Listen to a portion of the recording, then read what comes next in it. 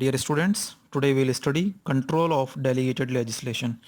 As you know that it is a function of the legislature to legislate, but if it seeks to give this power to the executive, in some situation, some circumstances, it is not only the right of the legislature but also its duty, a major duty to see that its agent, the executive, carries out the agency entrusted to it.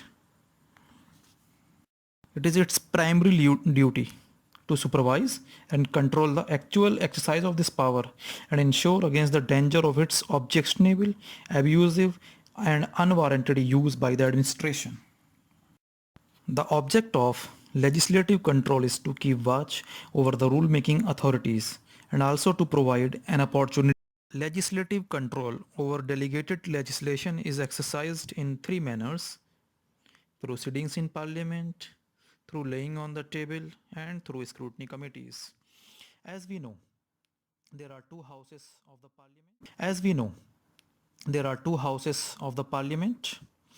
A rule of each house requires that a bill involving a proposal for delegation of legislative power, it shall be accompanied by a memorandum explaining such proposal and drawing attention to their scope, and stating also whether they are of exceptional or normal character.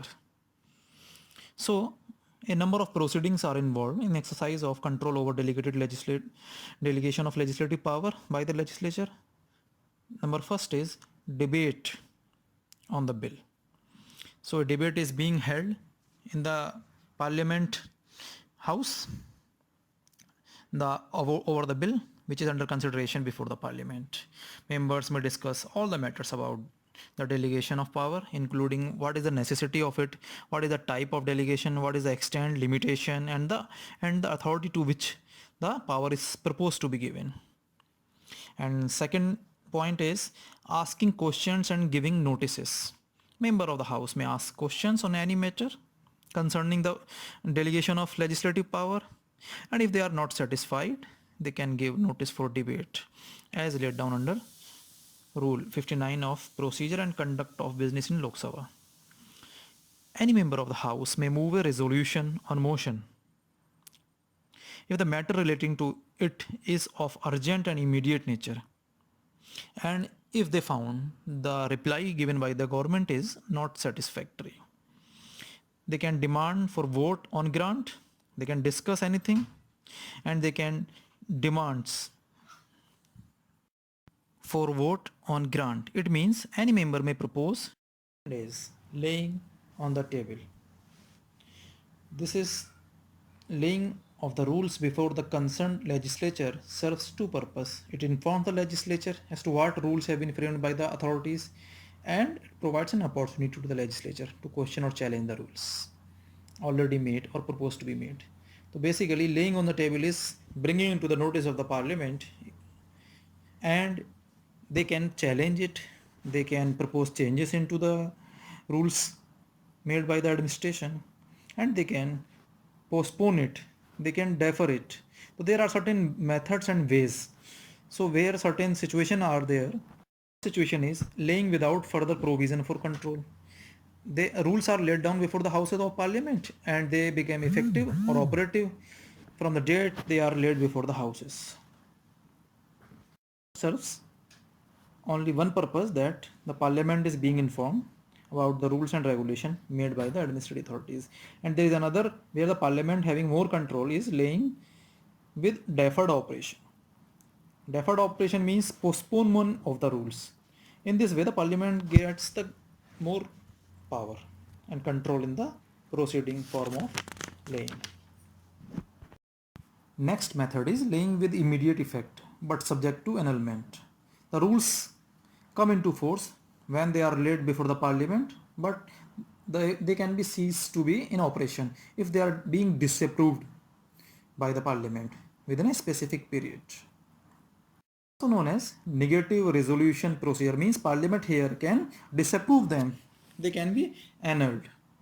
System, another form of laying the rules is laying in draft but subject to resolution would be taken. So it is another negative resolution procedure. Under this, the draft, not the final rules, the draft of rules are required to be laid before the Parliament. But the Parent Act, it provides that the rules should not be made effective until a particular period has expired. So they are being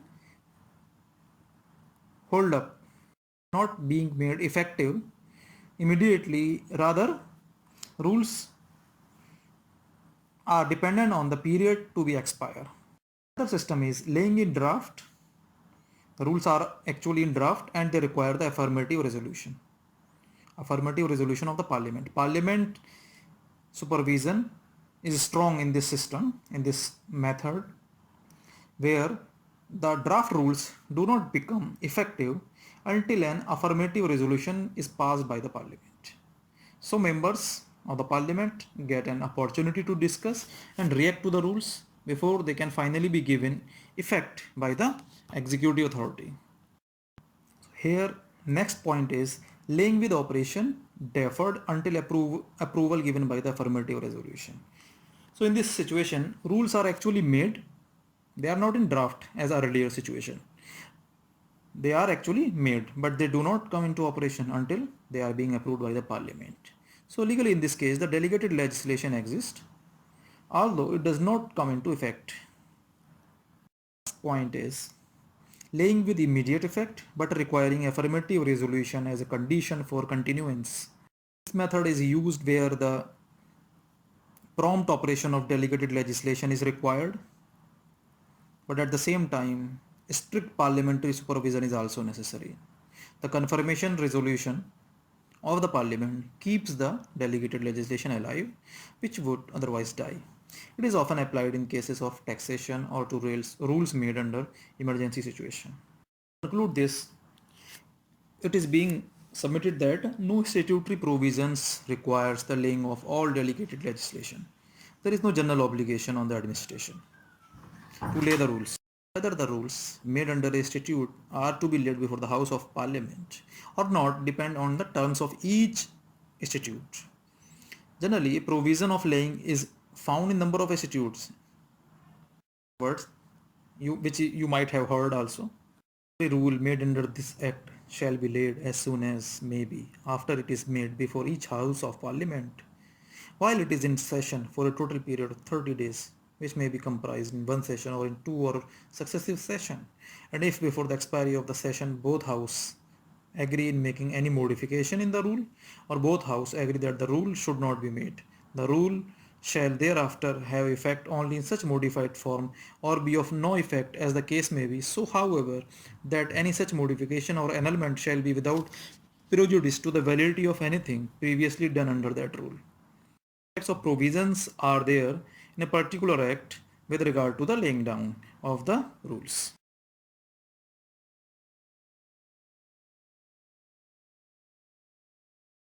So basic understanding in India is that when the Parent Act provides that the rules are to be laid before the Parliament, they must be laid. In case of Narendra Kumar versus Union of India, AIR 1960 Supreme Court 430, Supreme Court held that the provisions regarding laying was mandatory in this case. Actually, Section 3, Clause 5 of the Essential Commodities Act 1955, which provides that the rules framed thereunder must be laid before both the houses of the Parliament. So on this ground, Clause 4 of Non-Ferrous Control Order 1958 was declared to be of no effect unless laid before the House of the Parliament. In another case, Jan Mohammed versus State of Gujarat, the court held that the rules made under the Parent Act were valid as the Act did not provide that they could be invalidated in case of failure to lay them before the legislature. In case of Hukamchand versus Union of India, the court held that the laying provision is mandatory, but in case of Papia versus Excise Commissioner, AIR 1975, Supreme Court, the court held that the rules under the Parent Act came into force as soon as they were made, rejecting the contention that the power of the legislature to repeal rules subsequently could not be regarded as a sufficient control. Court Justice Matthew was of the view that The dilution of parliamentary watchdogging of delegated legislation may be deplored, but in the compulsions and complexities of modern life, it will not be helpful. Case of Atlas Cycle Limited versus State of Haryana, the Supreme Court reiterated that the principle of simple laying provision is only directory and not mandatory in nature, and as such, non-laying of the delegated legislation does not render it void. What is necessary is to determine the true intention of the legislature. The laying of the rules does not dilute the judicial control. Delegated legislation, which is ultra vires of the parent act, does not become valid because it has been laid before the concerned legislature. So this is the understanding.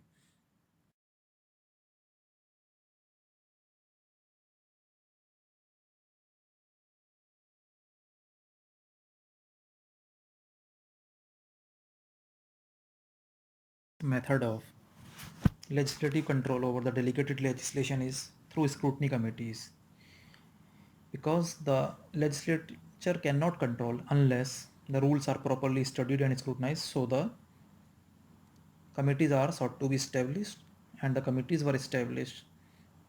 The Lok Sabha Committee on Subordinate Legislation in 1953 and Rajya Sabha Committee on Subordinate Legislation came into existence in 1964. The function of these committees are to require to scrutinize and report to the respective houses. They scrutinize and report to the respective houses whether the powers to make regulations, rules, sub-rules, bylaws, etc. conferred by the constitution or being properly exercised within such delegation or not. They actually act as a watchdog which bark and arouse their master from slumber when they find that an invasion on the premises has taken place. The main function of each committee, as laid down in the rules of procedure and conduct of business of the House, are to examine and to consider whether the order is in accordance with the general object of the Constitution. Yes, with the general object of the Constitution or the Act pursuant to which it is made, and secondly, whether it contains a matter which, in the opinion of the committee, should more properly be dealt with in an act of parliament. Next, whether it contains imposition of tax or whether it directly or indirectly bars the jurisdiction of the courts. Next is whether it gives retrospective effect to any of the provision in respect of which the Constitution or Act does not expressly give any such power. Whether it involves expenditure from the Consolidated Fund of India, or whether it appears to make some unusual or unexpected use of power conferred by the Constitution or the Act, or whether there appears to have been unjustifiable delay in the publication or the laying of it before the Parliament, or whether for any reason its form or purport calls for any elucidation.